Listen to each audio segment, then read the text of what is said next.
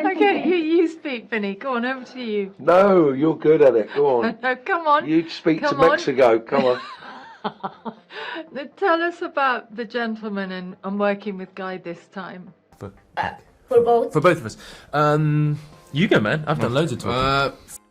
Yeah, I was really excited to be a part of it. I think it's always fun when the source material you're working from has a fan base already. That's always quite a nice, reassuring thing, and it kind of adds a new pressure to it that you have to live up to that thing, whether that be a novel or the film or whatever it is that's come before. It kind of puts this healthy pressure on you to want to make it just as good, if not better, and to have as much time as possible to explore that in a different way. And I was really excited to do that.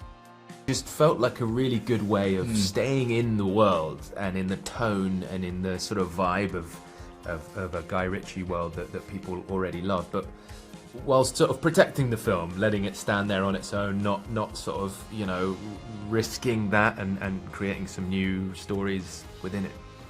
It's really good fun. I really enjoy it.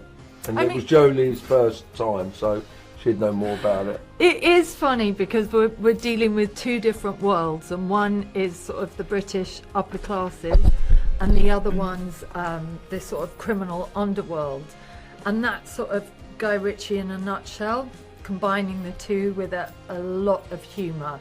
I've never seen the film, so which was a good thing for me, because then you don't take anything from that. You create your own character, I guess, in a way, and you're in a different thing completely. For me, it was doing a different kind of job because it's quite heightened. I'm used to usually doing kind of straight drama.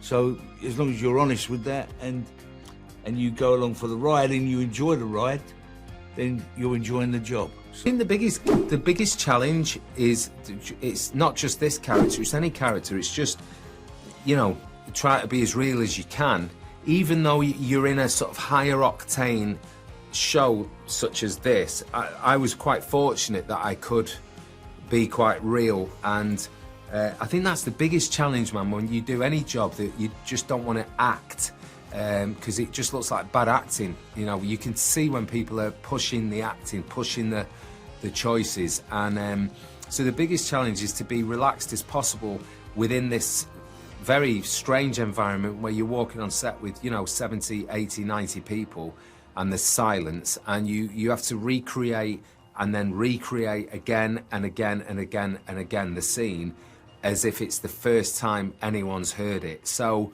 that's quite... For me, looking at Jimmy Chang's character, there's definitely an element of me where I'm sort of joking with the kids or family and friends that I act a bit silly. So I definitely took that and put that into Jimmy, that personal experience. And then, the rest was just sort of piecing things together. It's like, okay, they want the character to be like this, I'll play it like this. And sort of like taking things that I know in my experience or people I know, and then sort of trying to implement it into the character. I think the biggest challenge is, with Guy Ritchie's tone, it's comedic, but then there's a danger to it. So you need to thread the needle between, on one side, not too comedic, not too farcical, because it becomes silly. But then on the other side, not too much straight drama, because it becomes melodramatic in a way. So it has to be a little heightened, but still rooted in some kind of reality.